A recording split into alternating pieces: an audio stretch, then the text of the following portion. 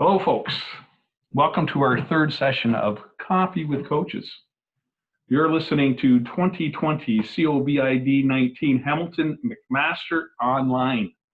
My name's Tim Louks, and it is my pleasure to be here tonight with the legendary women's McMaster women's basketball coach, Theresa Burns. It's awesome to have you here today, T. Going to be fun with some questions and whatnot, and a little opportunity for the folks out there to get to know you a little bit better. Theresa has made her way to us, University of Toronto as a player, her first gig at Ryerson as a coach, and then eventually here to us at McMaster, and hopefully we can get her to comment a little bit on that as we go, about what those journeys have meant to her. I thought I'd get you to comment right off the bat on a little piece of information that I managed to pull together here for us to kind of get things started. I would like you to just take a look at this. In all the accolades that you have garnered in your career, it was 2019 when you won the belt. This must mean a whole lot to you in so many different ways, but I persuaded Coach Grosel to give me a picture of his so that I could kind of put up with all the things that you've accomplished in your career to date. This one must be pretty special. Maybe you could start off with what this one means to you. Wow. Well, I mean, that's the one that, yeah, it's hard to put into words. It was the pinnacle. It was everything coming together. It was years and years and years of hard work. And it was, I still remains to this day, hard to put into words. So many things had to come together to make that happen. And so many people contributed to that for many years. It wasn't just the 2018-19 team that made that happen. It was on the backs of so many people before it. So many support staff behind the scenes that maybe wouldn't necessarily readily come to mind for people, but the people that were in it, know what they did. An absolute joy, a dream come true. Still get goosebumps when I think about it and talk about it. I had a lot of fun the other day. U Sports played the broadcast of our national championship game about a week ago. And so, we were all watching it and texting each other back and forth, the team members, etc. And again, it brings tears to my eyes. Just a dream come true. And I feel so, so grateful that we actually experienced that. Well, it's been a joy to watch it through your eyes too, for us. Just down the hall and whatnot. It's a great chance to share that, and it's fun to watch how that has impacted your life and what you do. And it's a pretty cool thing to say that you have accomplished that. And we're going to talk about the what next for sure. But I want to share with you a couple things, because I did a little bit of poking and I said, in all the things, describe Coach Burns in one word. And I just kind of prodded along, and of course, Coach Grosel right out of the gate jumped very quickly to your dedication to the game and to your players. Hillary Hanukkah said inspirational. Danny B said intellectual. Right? Linnea Harper, Nene for us, but Linnea Harper, driven. And then we managed to get one more from Aaron Burns, and that is persistent. That's coming from your charges. It's pretty cool to hear that come from the players, for sure. To be able to kind of have them encapsulate, because they were prepared to give us length of description. And I said, well, we're not going to be here for an extended period of time. I want to know, give it to me if you can. And that's what your players have brought to the table for us for tonight too. So I share that with you, unbeknownst to you at this point in time. You talked about the 2019 and the way it is, and now that's kind of on your resume and under your belt. I would ask you, have the expectations changed, both internally and externally, since that victory?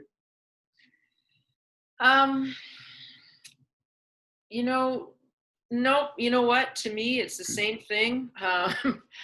That feels really good, as we've talked about. But then you get up the next day and the next day and the next day, and here we are, a little over a year later, and you still get up every day going, okay, what are we going to accomplish today? And how much better can we get today than we were yesterday? And that's always been the process, and that's always been the goal. And I think maybe I'd be lying if I didn't say a little bit of the pressure came off. There it is. I told you there'd be a cat in this video. It wouldn't be the same if there wasn't a visitor. Yep. She's trying to get in on this. She has something to say. Yeah, no, you know what? I always, for our program, for me, and I think for our coaching staff and all of our players, it's trying to be a little better today than we were yesterday, and keep that end goal in mind, but enjoy the day for what it is along the way. Wow. And I think the championship maybe validated some things, and in some people's eyes, wow, they did it. They're capable of this. It made it a little more real, but good. Other than that, get up the next day and just try to do it all over again. Is there something that's shifting for programs, or your program in particular, to stay amongst the best? Because you have demonstrated that part of it. What are the shifts that are starting to occur, or are there any shifts occurring that are things that you foresee that you kind of have to address to stay amongst that group? I think it solidifies for our group that the process is a good process. What we feel and describe as our process is a good process. I think for the young players coming in, we certainly have a whole lot of interest in our program. I think McMaster University as an academic institution draws that interest anyway. But I think the interest that we've had in our program over the years continues to grow, and now it's, we've got people banging down the doors that want to get in. So that part of it is a nice, not necessarily change, but continued growth. Right. I think in the game of basketball now, it's becoming more and more global every year. And the competition for players is really worldwide, and how we get in or not into that game of attracting international athletes and being able to recruit from that big pool is really going to be something that we have to look at over the years. Having said that, it's something as coaches, as our coaching staff here, that we've talked about, that winning that championship with a completely domestic group, without having an international athlete on our roster, if you look back over the last probably 10, 12, even 15, but 10 or 12 years, I would say probably 3/4 of the teams that won national championship have an international presence on their roster. So to do it without that speaks volumes about, I think, the work that our coaching staff did with the group. I think the coaching that our athletes do receive here in Canada, the dedication of our athletes, and we're pretty proud of that. But I think the global influence for sure is something that we're going to have to keep our eye on. Right. And then enter our current circumstance. So, our vision where it is and where it's going, and now we're responding to our present situation as we enter into the COVID-19 era at this stage. And, I'm sure you've thought about it. What does the future hold for the program, given the situation that we're in, as well as what does it hold for you? Yeah, it's different times, isn't it? I mean, it's who could have predicted this? It's like a sci-fi movie. You know what? the process has always been day by day, get up the next day and see what it holds and do your best. And maybe that holds more true now than it ever has. And if some things get shuffled or seasons shortened or changed, or, you know, how we go about our training changes, so be it. We'll just work our way through day by day. And the end goal is always to stay strong as a group and to try and be on a unified front as a group and to try to be the best we can every day. And it's a really strange, obviously historically strange, earth-shattering kind of event that we're finding ourselves in now. But you know, it's just another challenge that you have to face. And so stick to the process and stick together. And that's what we're trying to do. Sounds massively encouraging just from this far away, kind of listening to you. I would extend probably that this is an okay thing for you so far, for you personally so far. Well, it's weird. It's weird circumstances, but yeah, just again, I won't lie and say I haven't had a few days where I've kind of thought, wow, this is wearing thin, for a number of reasons. But the only answer I keep coming up with when I hit those roadblocks is, what else are you going to do? You know, you don't really have a choice. You just pull your socks up and keep working hard and keep trying to get through it. So we're trying to do everything we can to keep our athletes on that same page as well. We've got great staff working behind the scenes, keeping them engaged. And again, one day at a time.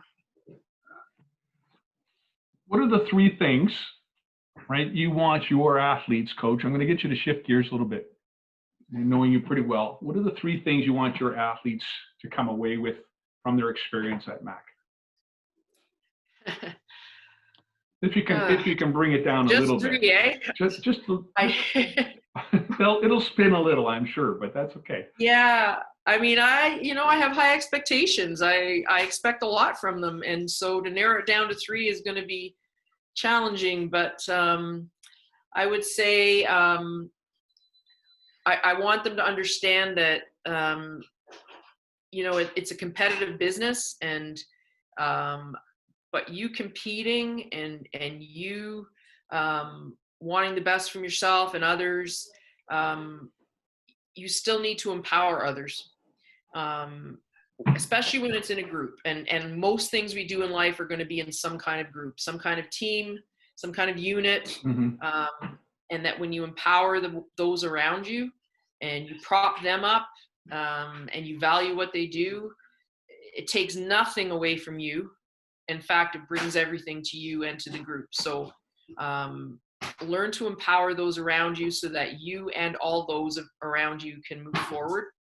I would say that I want the young women in our program to understand that they have more strength inside them than they can even believe.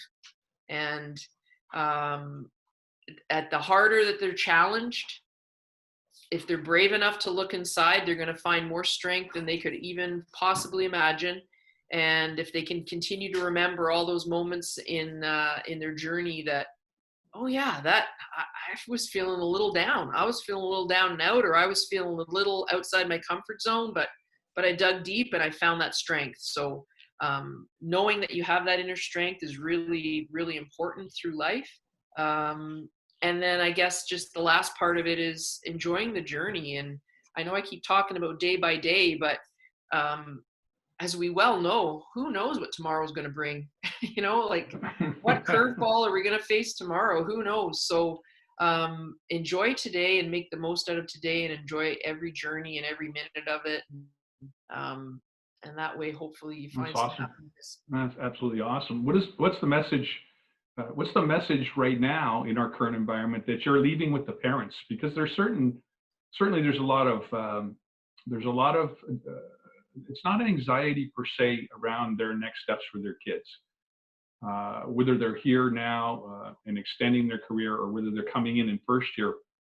What's the message that goes out to the parents if you're discussing what's going to happen next? We don't really have an answer, right, with that what's the message you send to the parents?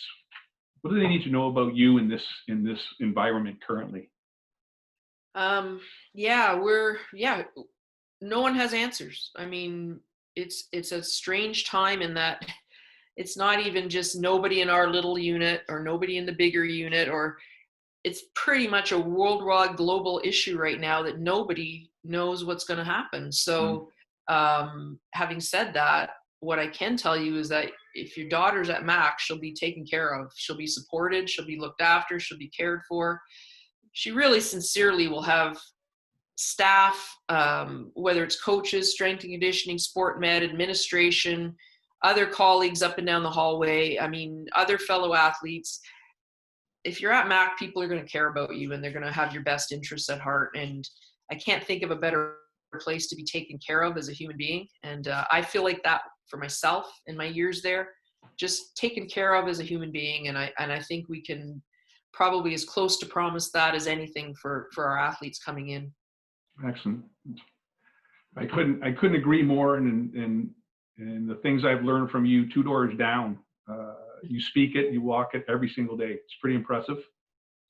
I have no qualms in confidence that you're going to do that your moniker might read day to day on the top of your door when we get back, just for a little reminder that we can get through pretty much anything now. But you demonstrate that every opportunity you have. I've witnessed it firsthand, and I know it will continue.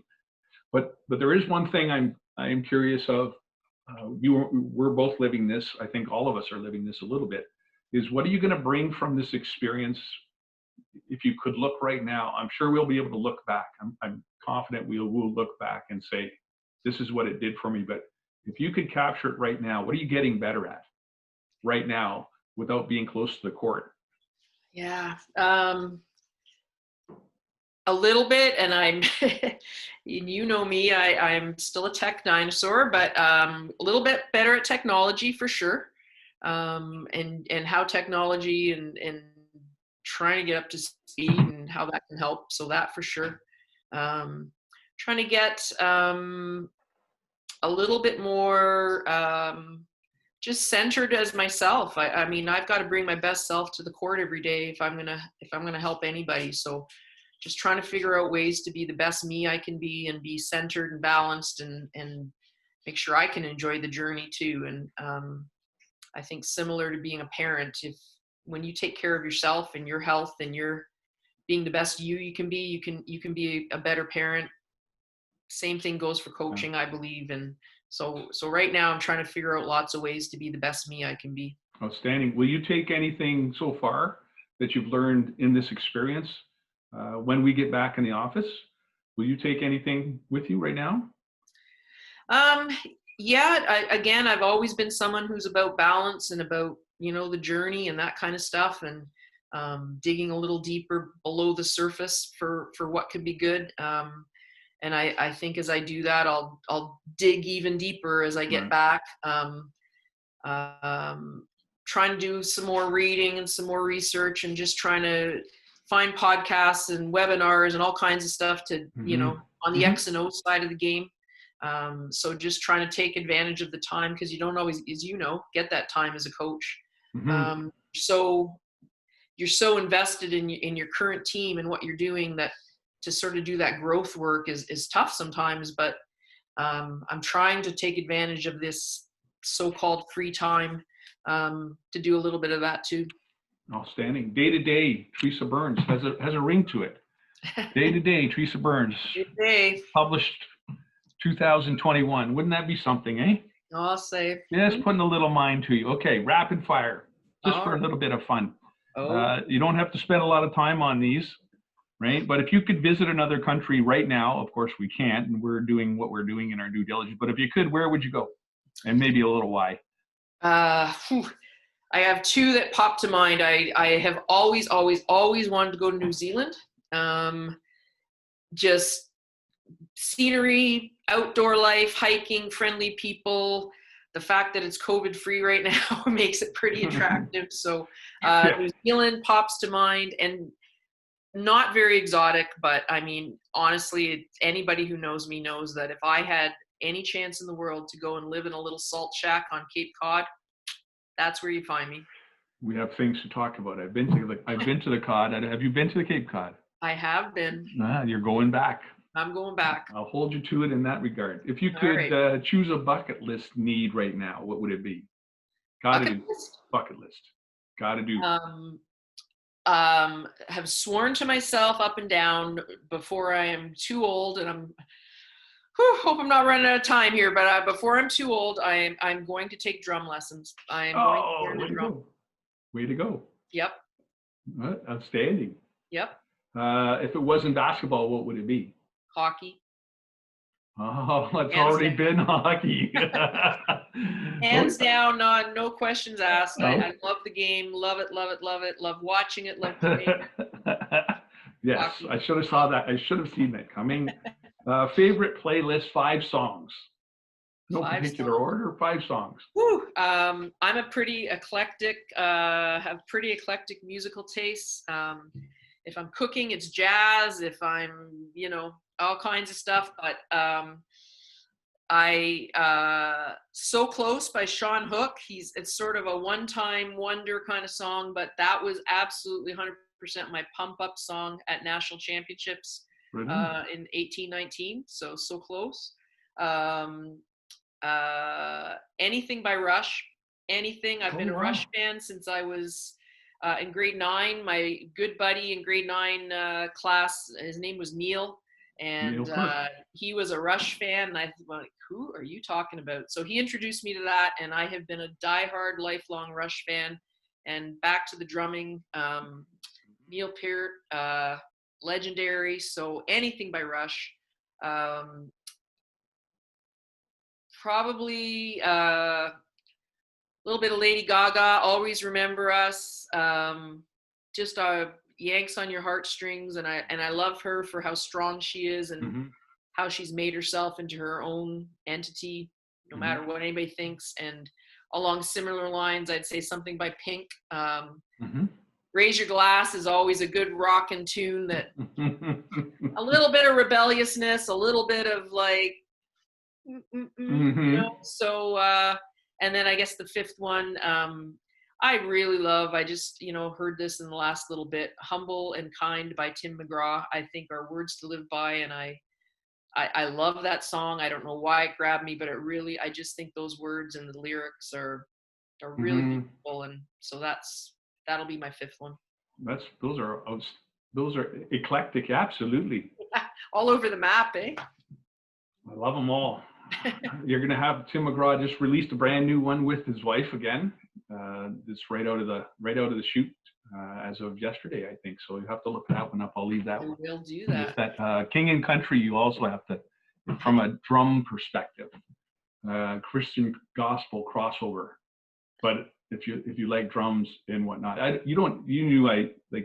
for me, I played in a band for 10 years. I know that about you. So there's some alliances with your commentary, which is like, we're talking about Rush and Neil Peart. We may not have a lot of followers on that, but it's okay. So I don't mind dating myself. They will find that satisfaction if they reach out and Google some of the things you're talking about. So for all the players that hear this, it'll be interesting to see. Along that same lines, right now it's looking for a bit of inspiration sometimes. 3 inspirational movies, perhaps, if you're a movie goer. Oh yeah. I love movies. Good. Love it. But I'm honestly, I say this to everybody, I've been searching for years. I feel like we've gotten into this zombie Twilight blah blah blah, like I just can't wrap my head around. I'm looking for a good epic, historical scenic kind of movie. But 3 movies I would say. I absolutely love Fried Green Tomatoes. Love that movie. I loved Out of Africa, and I think both those movies for me were really strong female leads who stood on their own 2 feet and lived their own life the way they believe they should live it and changed the world a little bit around them. And so those 2 movies I just loved. And I, I'm a bit cheesy and sappy, but any of the Rocky movies just they came out when I was in high school and I was an athlete and I was trying to, get fit and do my thing. And so putting on the Rocky music and doing push-ups, and it still gets me even to this day. Yeah, and myself as well. No question about it.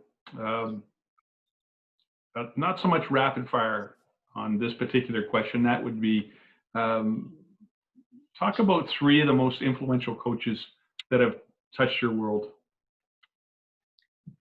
Wow.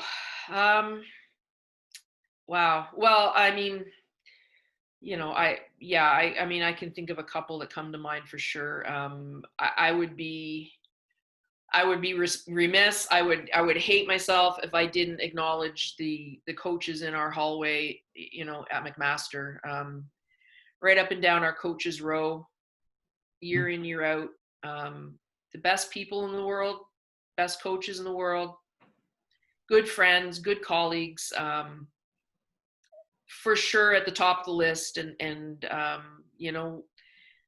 you, Dave, Steph, Paula, Pat, right up and down the hallway. So that's been absolutely fantastic. And I learn something new every day when I talk to all of you, and I value those chats and those friendships immensely.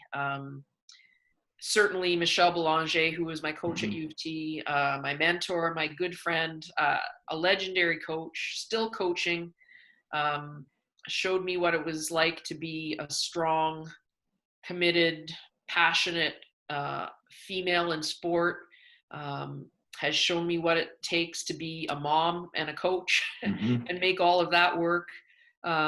So Michelle Belanger, is right at the top of my list for me. Really can't say enough about Lisa Tomitis. We first met each other, her in her 3rd year here at Mac, and I was a young coach. And to watch her go on and do what she's done with the University of Saskatchewan, and 2 national championships and how many Canada West championships, etc. And then to be our Olympic coach. She was working her way towards being a 3-time Olympian, and she will be. Tokyo Olympics are postponed, but they'll happen. To be a 3-time Olympian as an assistant coach, and then 2 times as a head coach, and how far she's taken our program. And I knew she was an intelligent student athlete, and when she's talked about coaching, I knew she would be very good, but she's just blown my socks off. She's what she's done. And, the part of it that really makes it special is that it's all packaged in this very, very professional, classy package that she brings to the court every day. And I have so much admiration from her, and I value our talks when we get a chance to talk, and watching her, I learn something new all the time. And then in terms of coaches that are sort of out there that I haven't necessarily met, but I love to read about. I've always loved Phil Jackson. I think his ability to manage some pretty big personalities, to be the coach. I mean, how do you coach Michael Jordan? I mean, what does that even mean? But to find a way to be on the same page as him is pretty spectacular. And Phil always came to the game with that deeper dig, below the surface. What's going on below the surface for everyone, and what's going on behind the scenes. And he brought a real spiritual journey to the game, and I've always been very intrigued by that. So. Yeah. Well, as much as you speak about them in such a way, my sense would be that you've equally mentored, right, them in a collegial way as well. You're talking about an interesting cross section of individuals, certainly, that have all certainly distinguished themselves as well. And I talk about amongst the best. Well, you're amongst that group. There's no question about it. So it would be interesting to ask them that same question and see how their response is too, because I'm pretty sure you're in their lists. Some pretty fantastic people, that's for sure. This is a tough one for you. You can do with it as you may, but I'm talking about your all-time McMaster women's you can call it a starting 5 to 7 or 8, wherever you want to go with this.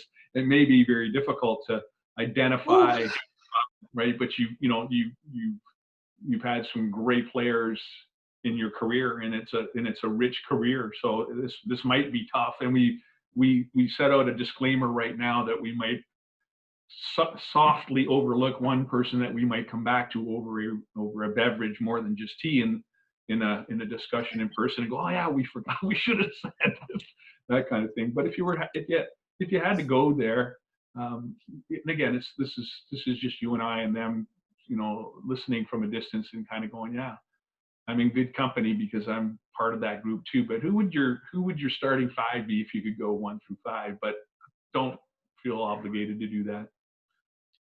Yeah, that's wow. I mean, that's honestly, that's tough. The unbelievably amazing student athletes we've had in our program, like to pare it down to 5, and you look at our starting 5 from our national championship, and I mean that's obviously pretty great starting 5, but you got to look back over the years and the number of other athletes. I'll say a few names, but I hold fast to that disclaimer that absolutely. Absolutely. I have to. Some immediately after that, I go, "Oh my God! Yep. Please know that I was thinking of you." You don't have all the game days in front of you either, right? Like you don't have the team pictures and you don't have the roster. Yeah, and it's been a few years. So it's been a few years, a few great years. I mean, okay, like we go right from the championship team, and I mean, Linnea Harper, Hillary Hanukkah, like right up front, and. Like our whole starting 5, Christina Buttonham, Olivia Wilson, Sarah Gates, and Erin Burns. I can't tell you how much I'd love to have Erin Burns in any lineup. Carla Vesperini, Lindsay DeGroot, Kiara Rocca, Haley Milligan, Taylor Sherratt, Katie Colson, Taylor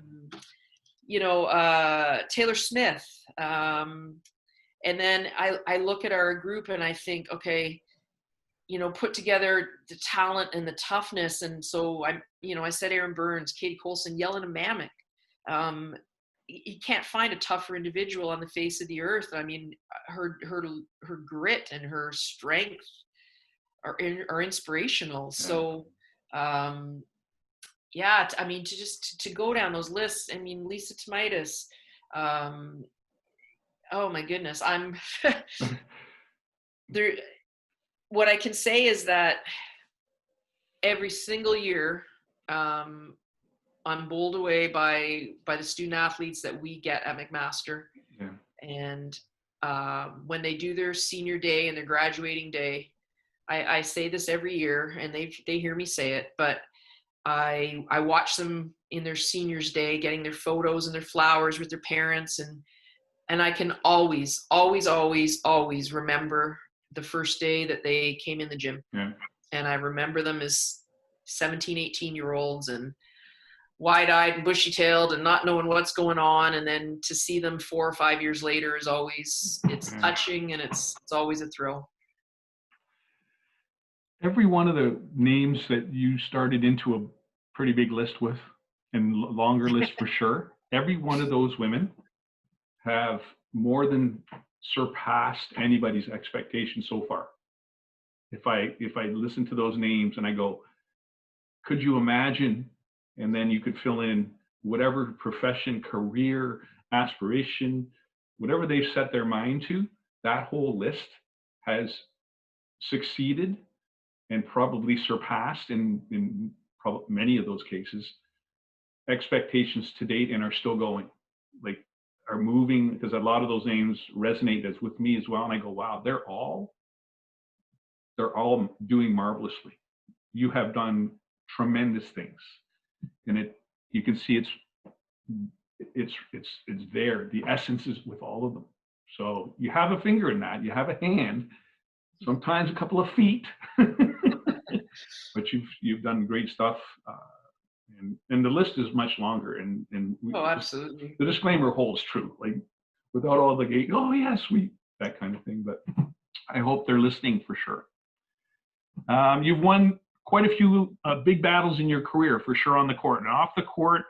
You scared us a few times, but have emerged victorious in the fight for sure. What has it meant to you to be a Marauder through the battles? Oh, everything. All the things we talk about day to day, day after day after day, day by day. We talk about them because I believe in them, and to have the support and the friendship and the care and the concern and the love from so many people in the department now and over the past 27 plus years, more people than I could ever possibly thank. You just, that's what you need when you face tough times. You need to have those people kind of around you, behind you, supporting you, messaging you, talking to you. I have always believed from the time Therese Quigley brought me on board, and I want to, I talked about Michelle and Lisa, and Therese she wasn't my coach, but she is mentor extraordinaire. I watched her and so smart and so passionate and so driven, but never without remembering the people. Mm-hmm. It's the people that make the journey. And I've taken that to heart. And my entire time at Mac, I've tried my very best to live up to the expectations that, and the standards and the example that Therese, Mary Kais, Mm-hmm. Sue Ingles, Joyce Wignall, on and on. Those women forged some paths, and I feel like it's my responsibility to try to live up to that and pull some other people along. And that whole process, that whole world, I think gave me the strength to get through some tough times. Mm-hmm. That's a pretty good beginnings to a starting lineup as well that you just mentioned. That's pretty good starting lineup. Those names included in that, eh? Yep. It's kind of the Groundhog Day scenario. We've talked a little bit about that. We get up, we lose track of time and whatnot. Personally, what have you learned about yourself in this isolation scenario? I guess it's just kind of reaffirmed that I still love the game. I still love to coach. I miss it. There's been parts of days that I felt like, wow, it's kind of nice to sit and read a book and do some extra things on the side. That has been nice, I have to say, but I miss the athletes. I miss the sport. I miss the game.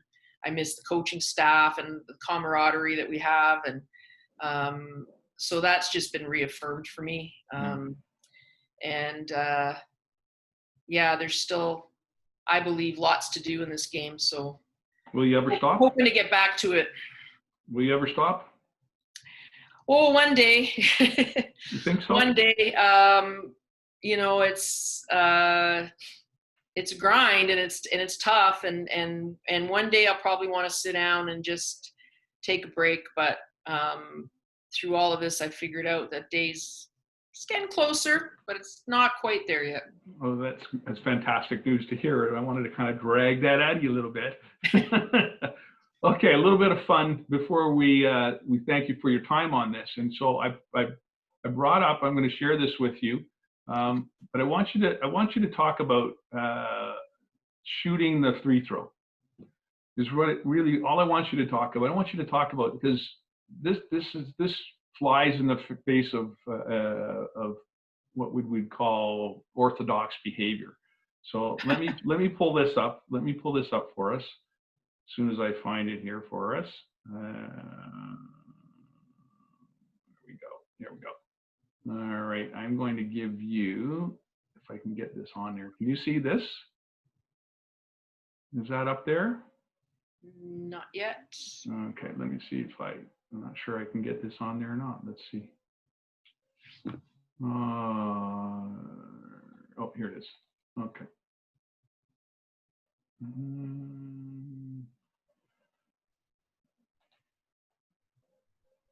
don't want to lose you on this. That's not Shakespeare, my goodness. Oh, here. That's not what we want. We want this. Let's get that. Can you see that? Oh, here. Not yet. Oh, my tech wizardry may have gotten the best of me on this particular circumstance. I got it in share, and well, I'll talk about it. I don't think I'm going to be able to get it up here for some. Oh, here it is. Here it is. Here it is. Here it is. There it is. You got it now? Oh, okay. Yeah. Okay. So you may recognize this young man. It's just something that I pulled up, and I want you to have a look at this. And how come we don't do more of this or see more of this in the game as the game is today? So I'll just give you a little look at this. Here you go. You may recognize him. If the name may elude you, but so here we go. So we got a little like the granny shot going. That's yes, and you can see now the name. Son of Rick Barry. Wow. So the third best shooter in the NBA from the line, 88% or some crazy thing like that. But this is what he's shared with his son, I guess, not far. He doesn't too far from the tree. My goodness. But why do we not see? And what's the advantage of not? Well, yeah, that's putting you under the gun a little bit for some fun. I know. Well, first of all, I mean, my goodness, it looks crazy. I mean, whether it works or not, it's kind of a crazy looking shot. But I mean, that's a whole lot of arm action. That's your arm going through. Your arm's going through a whole lot of motion that you have to try to create consistency in, yes. Time after time after time on that shot. You're bringing the ball from well below the hoop to trying to create now, again, a consistent trajectory and shooting angle and release angle. And so the more motion you have in your shot, the more moving pieces you have, the more pieces you have to try to make consistent every time. Yes, versus put the ball in your shooting pocket right here, and all I'm going to do is lift. Yeah. And that's about as simple, and I'm not even exaggerating. That's about all my arm's going to do in a shot. Yeah. Much fewer moving pieces. Ball is already closer to the height of the rim when I start it, and I'm not bringing it from down here. Probably more of a consistent shooting angle, et cetera, et cetera. So for me, a foul shot is all about simplistic, repeatable action. Yeah, no, that makes perfect sense. I've wondered that in terms of that design, so I thought I'd get an expert's opinion on perhaps why we don't see more of it, and that falls suit right in terms of do not show that video to any of my players. Don't worry, your secret's good with me in that regard, for sure. I don't want to see that coming out next year. Theresa, I want to thank you very, very much for taking the time for coffee with coaches. This is our third opportunity to do this. I had a great time. I learned a lot, as I always do when we get a time to chat, and I look forward to speaking with you in person the next time we are together. Thanks, Tim. I've really appreciated it, and good to see you too. And I can't wait to get back in that hallway again. Folks, you've heard it. Theresa Burns, the legendary Theresa Burns. We appreciate your time. Again, happy Mother's Day. You didn't get a chance. You did share some of your day with us too, and that's fantastic stuff. I hope it was a great one.